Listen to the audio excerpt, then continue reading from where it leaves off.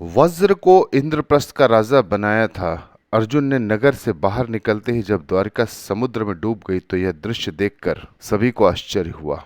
अर्जुन यदुवंश की स्त्रियों व द्वारिकावासियों को लेकर तेजी से हस्तिनापुर की ओर चलने लगते हैं। रास्ते में पंचनद देश में अर्जुन ने पड़ाव डाला। वहां रहने वाले लुटेरों ने जब देखा कि अर्जुन इस वक्त अकेले ही इतने बड़े जनसमुदाय को लेकर जा रहे हैं तो धन संपत्ति के लालच में आकर उन्होंने उन पर हमला कर दिया।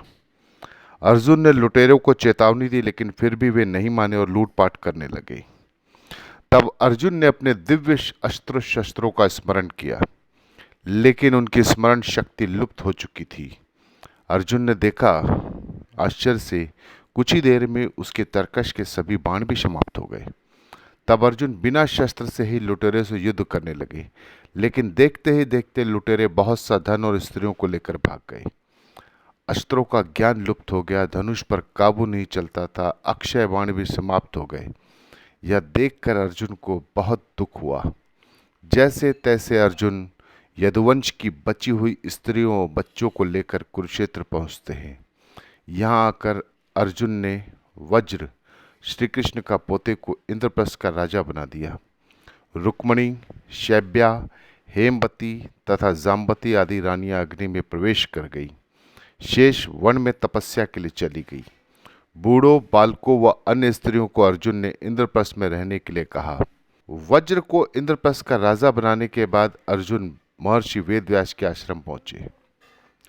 यहाँ आकर अर्जुन ने महर्षि वेदव्यास को बताया कि श्री कृष्ण बलराम सहित सारे यदुवंशी समाप्त हो चुके हैं। तब महर्षि ने कहा था, यह सब इसी प्रकार होना था, इसलिए इसके लिए शोक नहीं करना चाहिए तुम्हें।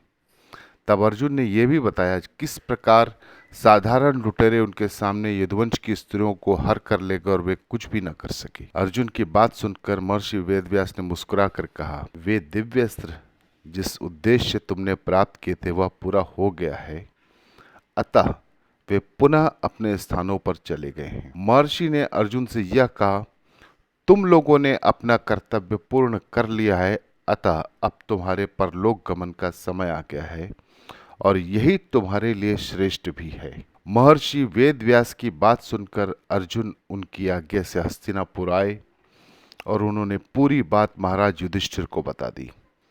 युधिष्ठिर ने परीक्षित को बनाया हस्तिनापुर का राजा।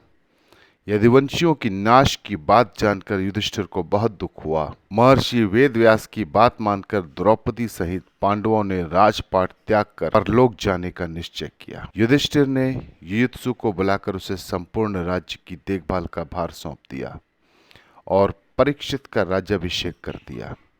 युधिष्ठिर ने सुभद्रा से कहा कि आज से परीक्षित हस्तिनापुर का तथा वज्र इंद्रप्रस्थ का राजा है, अतः तुम इन दोनों पर समान रूप से स्नेह रखना। इसके बाद पांडवों ने अपने मामा वसुदेव व श्री कृष्ण तथा बलराम आदि का विधिवत तर्पण व श्राद्ध किया।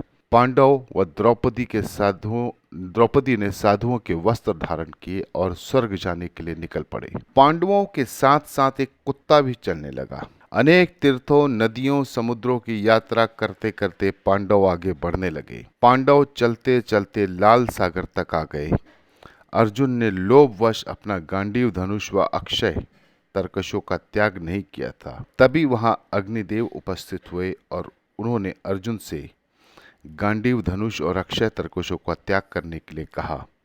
अर्जुन ने ऐसा ही किया। पांडवों ने पृथ्वी की परिक्रमा पूरी करने की इच्छा से उत्तर दिशा की ओर यात्रा की। सबसे पहले द्रौपदी जमीन पर गिरती है स्वर्ग जाने के रास्ते में। यात्रा करते करते पांडव हिमालय तक पहुंच गए। हिमालय लांघकर पांडव आगे बढ़े तो उन्हें बालू का समुद्र दिखाई पड़ा। इसके बाद उन्होंने सुमेरु पर्वत के दर्शन किए। पांचों पांडव, द्रौपदी तथा वह कुत्ता तेजी से आगे चलने लगे। तभी द्रौपदी लड़खड़ाकर गिर पड़ती है। द्रौपदी को गिरा देख भीम ने युधिष्ठिर से कहा कि द्रौपदी ने कभी कोई पाप नहीं किया, तो फिर क्या कारण है वह नीचे गिर पड़ी। युधिष्ठिर ने कहा, द्रौपदी हम सभी में अर्जुन को अधिक प्रेम करती थी, इसलिए उसके साथ ऐसा हुआ है। ऐसा कहकर युधिष्ठिर द्रौपदी को देखे बिना ही आगे बढ़ गए। थोड़ी देर बाद सहदेव भी गिर पड़े। भीमसेन ने सहदेव के गिरने का कारण पूछा तो युधिष्ठिर ने बताया, सहदेव किसी को अपने जैसा विद्वान नहीं समझता था, इसी दोष के कारण आज उसे गिरना पड़ा। कुछ देर बाद नकुल भी गिर पड़े। भीम के पूछने पर युधिष्ठिर ने बताया, नकुल को अपने रूप पर बहुत अभिमान था, इसीलिए आज इसकी यह गति हुई है। थोड़ी देर बाद अर्जुन भी गिर पड़े। युधिष्ठिर ने भीमसेन को बताया कि अर्जुन को अपने पराक्रम पर अभिमान था। अर्जुन ने कहा था, मैं एक ही दिन में शत्रुओं का नाश कर दूंगा, लेकिन ऐसा वो नहीं कर पाया। अपने अभिमान के कारण ही अर्जुन की आज ये हालत हुई है। ऐसा कहकर युधिष्ठिर आगे बढ़े। थोड़ा आगे चलने पर भीम भी गिर पड़े। जब भीम ने युधिष्ठिर से इसका कारण पूछा तो उन्होंने बताया, तुम खाते बहुत थे और अपने बल का झूठा प्रदर्शन करते थे, इसीलिए तुम्हें आज भूमि पर गिरना पड़ा। यह कहकर युधिष्ठिर आगे चल दिए। केवल वह कुत्ता ही उनके साथ चलता रहा। युधिष्ठिर कुछ ही दूर चले थे कि उन्हें स्वर्ग ले जाने के लिए स्वयं देवराज इंद्र अपना रथ लेकर आए। तब युधिष्ठिर ने इंद्र से कहा कि मेरे भाई और द्रौपदी मार्ग में ही गिरे पड़े हैं, वे भी हमारे साथ चले, ऐसी व्यवस्था कीजिए। तब इंद्र ने कहा, वे सभी पहले ही स्वर्ग पहुंच चुके हैं, वे शरीर त्याग कर सर पहुंचे और आप सशरीर स्वर्ग में जाएंगे। इंद्र की बात सुनकर युधिष्ठिर ने कहा, यह कुत्ता मेरा परम भक्त है, इसलिए इसे भी मेरे साथ स्वर्ग जाने की आज्ञा दीजिए। लेकिन इंद्र ने ऐसा करने से मना कर दिया। काफी देर समझाने पर भी जब युधिष्ठिर बिना कुत्ते के स्वर्ग जाने के लिए नहीं माने, तो कुत्ते के रूप में यमराज अपने वास्तविक स्वरूप में आ गए। दरअसल वो कुत्ता वास्तव में यमराज ही थे। युधिष्ठिर को अपने धर्म में स्थित देख यमराज बहुत प्रसन्न हुए। इसके बाद देवराज इंद्र युधिष्ठिर को अपने रथ पे बिठाकर स्वर्ग ले गए। देवदूत नरक लेकर आया था युधिष्ठिर को स्वर्ग जाकर। युधिष्ठिर ने देखा कि वहां दुर्योधन एक दिव्य सिंहासन पर बैठा, अन्य कोई वहां नहीं है। यह देखकर युधिष्ठिर ने देवताओं से कहा कि मेरे भाई तथा द्रौपदी जिस लोक में गए, मैं भी उसी लोक में जाना चाहता हूँ, मुझे उनसे अधिक उत्तम लोक की कामना नहीं है। तब देवताओं ने कहा, यदि आपकी ऐसी इच्छा है तो आप इस देवदूत के साथ चले जाइए, यह आपको आपके भाइयों के पास पहुंचा देगा। युधिष्ठिर उस देवदूत के साथ चले गए। देवदूत युधिष्ठिर को ऐसे मार्ग पर ले गया जो बहुत खराब था। उस मार्ग के चारों ओर घोर अंधकार था, उसके चारों ओर से बदबू आ रही थी। इधर उधर मुर्दे दिखाई दे रहे थे, लोहे की चोंच वाले कौवे और गिद्ध मंडरा रहे थे। वासीपत्र नामक नरक था। वहां की दुर्गंध से तंग आकर युधिष्ठिर ने देवदूत से पूछा, हमें इस मार्ग पर और कितनी दूर चलना है और मेरे भाई कहाँ हैं? युधिष्ठिर की बात सुनकर देवदूत बोला कि देवताओं ने कहा था कि जब आप थक जाएं तो आपको लौटा लाऊं। यदि आप थक गए हो तो हम पुनः लौट चलते हैं। युधिष्ठिर ने ऐसा ही करने का निश्चय किया, इसलिए युधिष्ठिर को देखना पड़ा था नरक। जब युधिष्ठिर वापस लौटने लगे तो उन्हें दुखी लोगों की आवाज सुनाई दी। वे युधिष्ठिर से कुछ देर वहीं रुकने के लिए कह रहे थे। युधिष्ठिर ने जब उनसे उनका परिचय पूछा तो उन्होंने कर्ण, भीम, अर्जुन, नकुल, सहदेव और द्रौपदी के रूप में अपना परिचय दिया। तब युधिष्ठिर ने उस देवदूत से कहा, तुम पुनः देवताओं के पास लौट जाओ। मेरे यहाँ रहने से यदि मेरे भाइयों को सुख मिलता है तो मैं इस दुर्गम स्थान पर ही रहूंगा। देवदूत ने यह बात जाकर देवराज इंद्र को बता दी। युधिष्ठिर को उस स्थान पर अभी कुछ ही समय बीता था कि सभी देवता आ गए।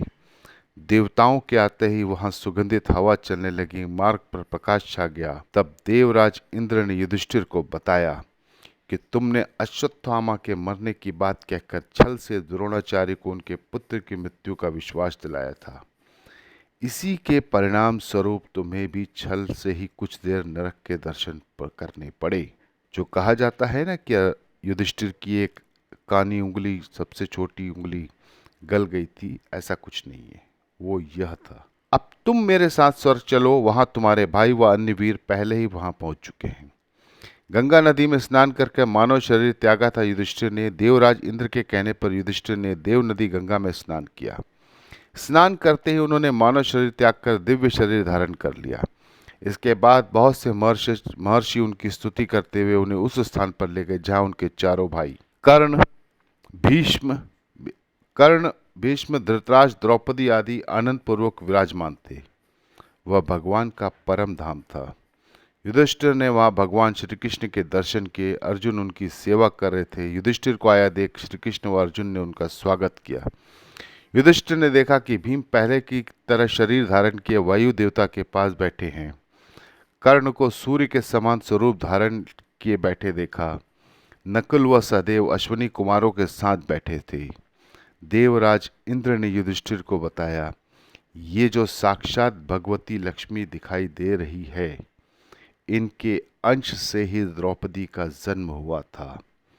इसके बाद इंद्र ने महाभारत युद्ध में मारे गए सभी वीरों के बारे में युधिष्ठिर को विस्तार पूर्वक बताया।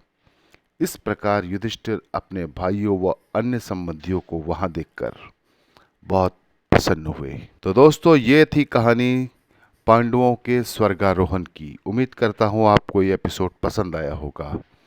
नमस्कार।